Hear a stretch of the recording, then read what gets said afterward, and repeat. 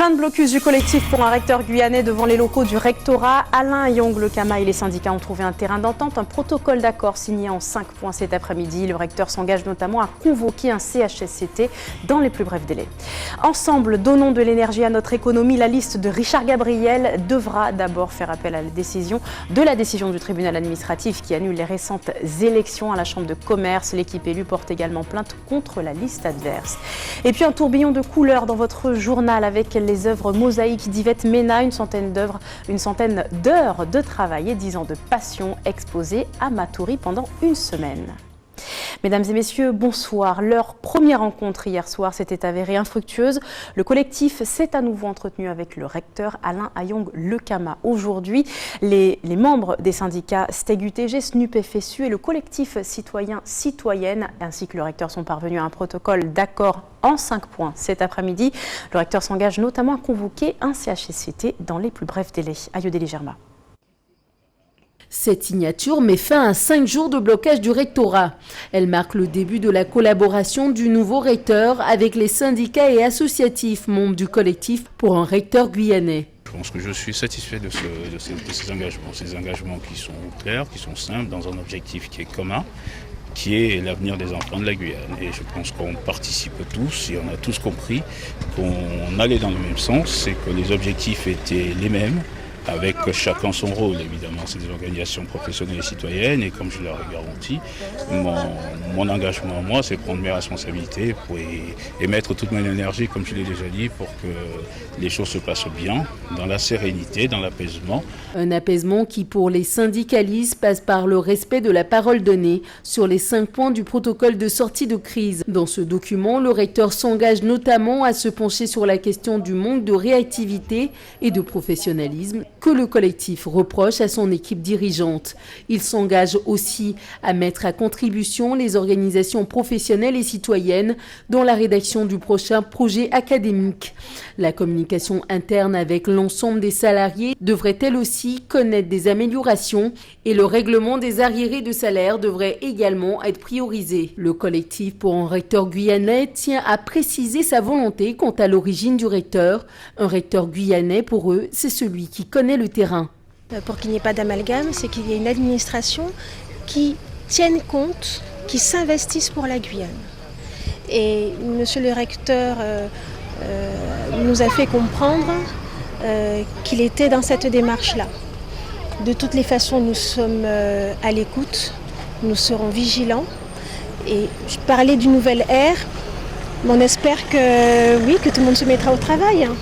Et que les collègues auront satisfaction à leurs demandes, qu'ils ne seront plus en souffrance. Nous sommes très bien placés, nous syndicats, pour le dire, parce que nous sommes saisis par des collègues qui souffrent. Il y en a qui ont peur et qui n'osent pas parler, parce qu'ils subissent des pressions. Après la signature, le collectif a libéré l'entrée du rectorat. Fin du conflit. Jeudi, ils rencontreront de nouveau le recteur pour une séance de travail. Nous sommes prêts à y retourner s'il le faut. C'est en somme le propos de l'équipe de Richard Gabriel, récemment élu à la tête de la Chambre de commerce et d'industrie. Vous le savez, ces élections ont été annulées suite au recours de la liste adverse auprès du tribunal administratif. L'équipe du président sortant interjette et porte plainte. Elle se dit également prête à retrousser les manches. Stéphanie Puglisi. La CCI ne doit pas être paralysée par de mauvais perdants. Voici le mot d'ordre des membres de la liste conduite par Richard Gabriel. 2 semaines après l'annulation de l'élection à la Chambre de commerce, suite à des accusations notamment de vol et d'extraction d'enveloppes, l'équipe en place sort de son silence et compte attaquer à son tour. Il y a quand même des gens sur les David qui sont aussi des collègues, des gens avec qui j'avais l'habitude de travailler. Donc salir pour salir, non, c'est pas du tout mon processus, quoi. Donc je pense qu'ils ont été loin dans leur interprétation de certaines choses. Donc maintenant, c'est fait. Et on ne peut pas continuer à être sali et à ne pas riposter. Donc au bout d'un moment, il faudra bien dire qu'il y a les urnes qui ont parlé, les résultats ont été prononcés. Donc voilà, nous on continue à travailler. Maintenant les avocats, ils feront leur travail, qui est le sien, qui est de vendre le vote des gens qui ont voté. Voilà, les résultats des urnes, c'est tout. Et comme la liste adverse a sali, on va dire ça comme ça, et nous avons aussi des éléments. Et les colistiers, l'ensemble de la liste ont décidé de porter plainte au pénal et d'apporter les preuves que nous aussi nous avons. Une plainte qui devrait porter sur des supposés vols à l'arraché de vote par procuration, mais aussi une intrusion dans le domaine de la vie privée. Des questions juridiques laissées dans les mains de leur avocat. Pour les membres d'ensemble donnant de l'énergie à notre économie, l'important est de poursuivre leur mission. Nous sommes en place et nous devons continuer à travailler. La Guyane a des problèmes économiques graves, donc il est hors de question de laisser le bateau sans capitaine. On a commencé à travailler, on a commencé à apurer la dette de la CCRG. Ça travaille bien, on économise sur beaucoup de choses, donc le travail est fait. Donc on continuera donc à défendre les intérêts de tous les entrepreneurs et de la Guyane, mais d'une manière générale pour tout le monde. Et voilà, ils ont voté pour nous, donc on leur montre qu'ils peuvent nous faire confiance. Voilà, c'est ça. Richard Gabriel et ses colistiers ont 2 mois pour faire appel de la décision du tribunal. On poursuit avec les chiffres du chômage en Guyane. Ils sont en légère baisse. L'INSEE indique que 22 470 personnes étaient à la recherche d'une activité en décembre dernier, soit une baisse de 0,6% sur un mois et de 2,4% sur un an. Sur la totalité du territoire français, en revanche, ce nombre augmente 0,8% en plus sur la période d'un mois, mais une diminution globale de 3% sur un an. Et quelques chiffres encore. Une Guyanaise sur 10 a été victime de violences sexuelles ou physiques au sein même de son ménage entre 2013 et 2014. C'est 2 fois plus que dans l'Hexagone. Et une seule sur 10 a porté plainte contre son agresseur. Exemple criant, illustrant le sentiment d'insécurité dans le territoire. Sentiment éprouvé par 3 Guyanais sur 10. Cambriolage, vol, agression, autant de crimes dont ils sont plus victimes qu'ailleurs en France. C'est ce que révèle l'étude présentée ce matin par l'INSEE. On écoute la chef du service territorial au micro de Jonathan Lariot. C'est la première du genre dans les 4 DOM historiques, donc en particulier en Guyane, alors qu'elle est menée depuis de nombreuses années tous les ans dans l'Hexagone. Et les chiffres, les statistiques de la gendarmerie et de la police montraient déjà des phénomènes particuliers, des phénomènes de victimation plus importants dans les DOM, alors que pourtant il n'y avait pas d'enquête auprès de la population et d'enquête qui s'intéressait d'abord aux victimes. Donc ça a été une forte demande nationale. C'est la raison pour laquelle on a monté cette enquête-là en partenariat avec le ministère de l'Outre-mer. L'enquête a été menée sur la Guyane routière, donc effectivement il y a une partie, donc dans les communes de l'intérieur notamment, qui n'ont pas été enquêtées. J'allais dire, statistiquement, c'est pas, on a des chiffres qui sont représentatifs de la population de la bande littorale. 1500 ménages, c'est à la fois beaucoup en termes de coûts d'enquête, mais c'est suffisant pour avoir une représentativité qui est très correcte.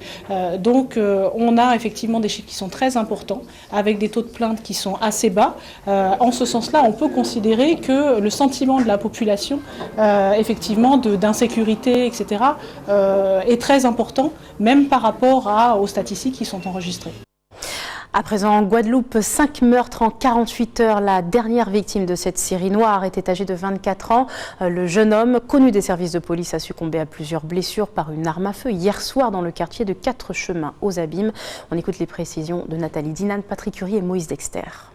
La loi des tristes séries continue dans notre département. Cette fois, le drame s'est déroulé à la section 4 Chemins. Un jeune homme d'une vingtaine d'années aurait reçu plusieurs balles dans le dos tirées par un individu encagoulé.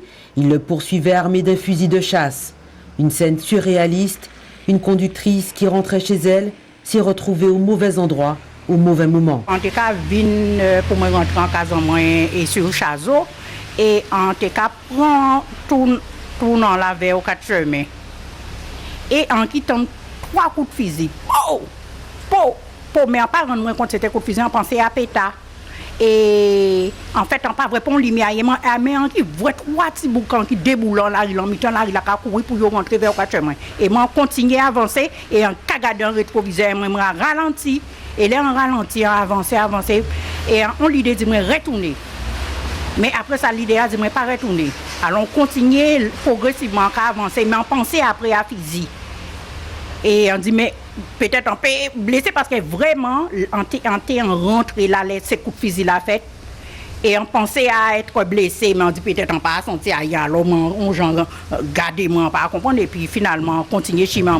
Et c'est bon matin là, à 7h matin là, on a ouvert radio, moi aussi, en zone, en radio, média. En cas de bitin là, on peut dire que on est bouleversé, bousculé par ça. Parce qu'on rend moins compte, c'est long, on rend moins compte quand tu manqué pris dans fusillade là, ça. Pour l'heure, l'auteur des coups de feu n'a toujours pas été identifié. L'enquête a été confiée au commissariat central de Pointe-à-Pitre. Les semaines se suivent et se ressemblent pour les conducteurs du réseau Mosaïque en Martinique. 2 nouvelles agressions ont été recensées dimanche soir sur des conducteurs rassemblés hier soir à la gare routière de Petit Manoir. Une soixantaine de chauffeurs, accompagnés de leurs représentants et de leur direction, ont décidé de cesser le travail.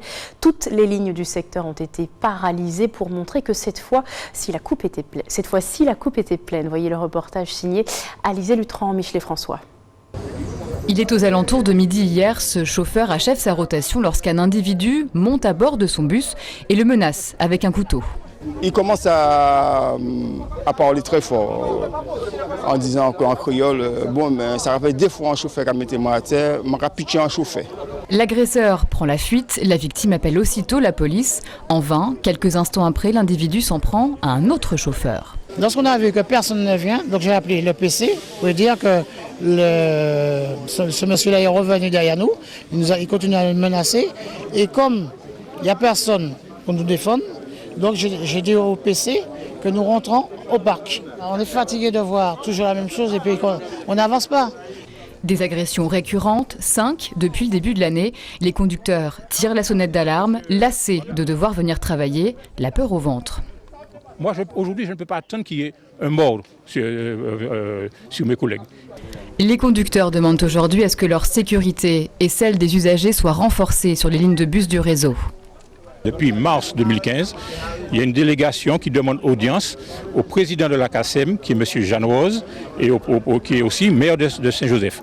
Les 3 autres communes nous ont déjà reçus, sauf le président de la CACEM, qui est seul habilité à prendre une décision ce qui est prévu par le législateur pour mettre en place cette police intercommunale des transports. Des actes d'agression signalés à plusieurs reprises auprès du cabinet du préfet et au procureur de la République. La mise en place d'une police des transports nécessiterait la création d'une brigade spéciale, un déploiement de moyens financiers et humains dont seul l'État est décisionnaire.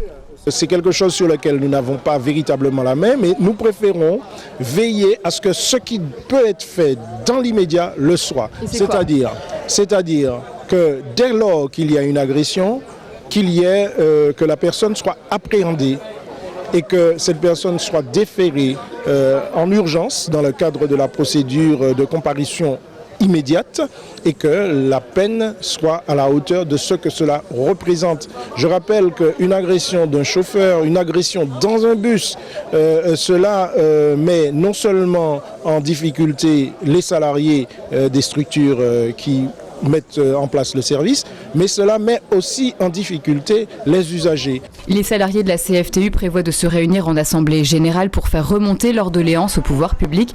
Pour l'heure, les bus du secteur lamentin restent à quai. Tout autre chose, voici une mesure qui devrait vous simplifier la vie, réduire les sources de stress. À compter du mois de mars, il ne sera plus nécessaire de se rendre en mairie pour remplir un formulaire afin de renouveler sa carte d'identité. Il suffira de se rendre sur un site internet dédié et lancer en quelques clics votre demande. Les détails, Linda Kayarsi. Tout d'abord, il faut créer un compte personnel sur le site de l'Agence nationale des titres sécurisés, puis saisir son état civil et son adresse. Un numéro vous est alors attribué. Il suffira ensuite de se rendre dans n'importe quelle mairie du département, équipé d'un dispositif de recueil, muni du numéro de prédemande en ligne et des pièces justificatives.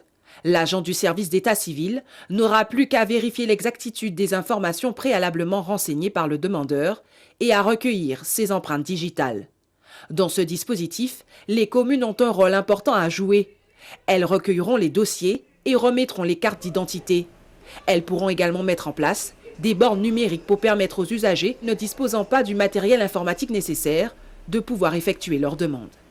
Comme l'allègement de la procédure de renouvellement du passeport, ce nouveau système pré-demande en ligne de carte d'identité s'inscrit dans le cadre du plan Préfecture Nouvelle Génération.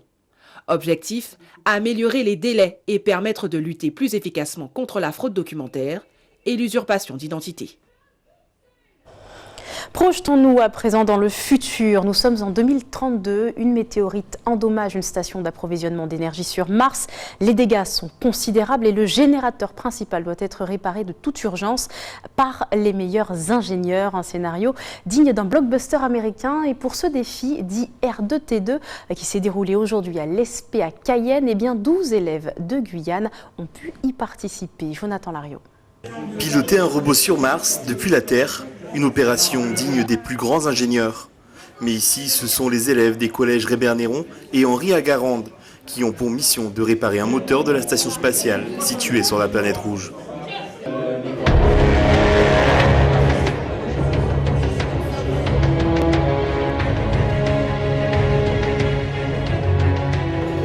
Le but, en fait, c'est d'amener les robots ici sur la partie circulaire. Il va falloir envoyer les commandes au robot. C'est le robot jaune qui va passer par la porte de secours. Il va dégager le passage ici pour les 3 autres robots qui vont passer en file indienne et passer par la porte principale. Une fois que tous les robots ont détecté le générateur, ils vont émettre une lumière rouge et ensuite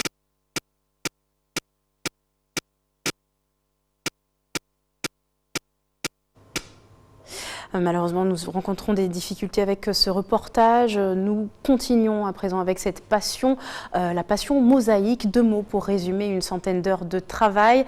Celui d'Yvette Ménat. Après 10 ans de préparation, cette passionnée d'assemblage de fragments de pierre colorée a décidé d'exposer ses tableaux. Une exposition d'1 semaine à contempler à Matoury. Petit avant-goût avec Stéphanie Puglisi.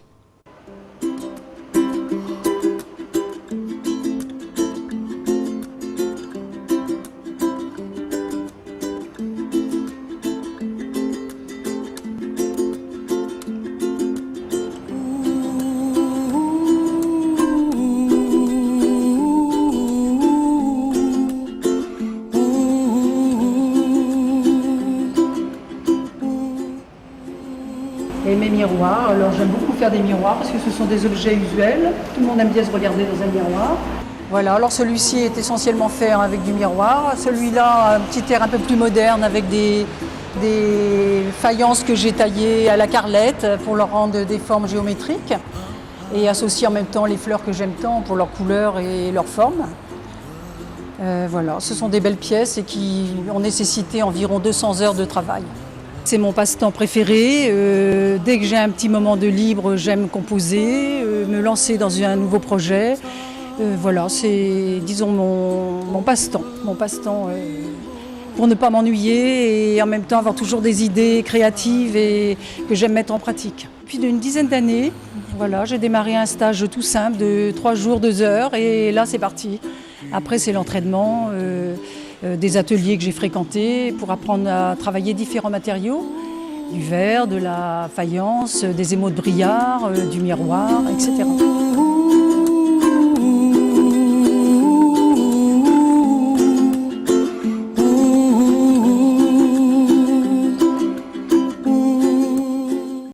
Des couleurs toujours avec ces quelques images des défilés du carnaval dans les rues de la capitale de l'Ouest dimanche.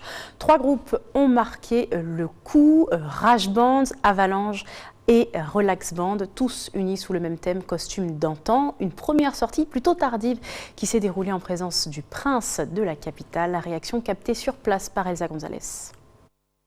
Je suis un membre du groupe Relax Band qui existe depuis bien longtemps dans la communauté haïtienne, donc qui met en avant la culture, le rara haïtien. Et, on essaye toujours de sortir chaque année pour montrer notre culture, pour qu'il n'y ait pas une perte de culture. Donc avant tout, un peuple ou une communauté doit toujours essayer de garder sa culture. Voilà. Pour nous, c'est le premier jour qu'on est sorti, comme vous avez remarqué. Donc on est sorti pour montrer notre existence, pour sortir quand même. L'année dernière, c'était difficile. On avait pas mal de soucis moyens humains, financiers également. Donc cette année, on essaye de faire comme on peut pour pouvoir montrer la culture représentée aussi Saint-Laurent-du-Maroni, notre belle commune. On a un sentiment, double sentiment, un sentiment qui représente Haïti et un autre sentiment qui représente également Saint-Laurent-du-Maroni, car ce groupe fait partie de Saint-Laurent-du-Maroni. Pas mal de nous ont grandi ici, sont nés ici. C'est la fin de ce journal. Je vous rappelle les principaux titres développés ce soir avec cette fin de blocus du collectif pour un recteur guyanais devant les locaux du rectorat. Alain Yongle-Kama et les syndicats ont trouvé un terrain d'entente, un protocole d'accord signé en 5 points cet après-midi. Le recteur promet un CHSCT dans les plus brefs délais. Ensemble, donnons de l'énergie à notre économie. La liste de Richard Gabriel devra d'abord faire appel de la décision du tribunal administratif qui annule les récentes élections à la Chambre de commerce et d'industrie. L'équipe élue porte également plainte contre la liste adverse. Et puis, vous avez découvert le tourbillon de couleurs d'Yvette Mena, une centaine d'heures de travail et 10 ans de passion, des mosaïques exposées à Matoury pendant une semaine. Elle expose ses 40 tableaux. Merci de nous avoir suivis. Ne bougez pas, dans un instant, le 20h de TF1, puis vos programmes se poursuivent sur ATV Guyane. Excellente soirée à vous, rendez-vous demain.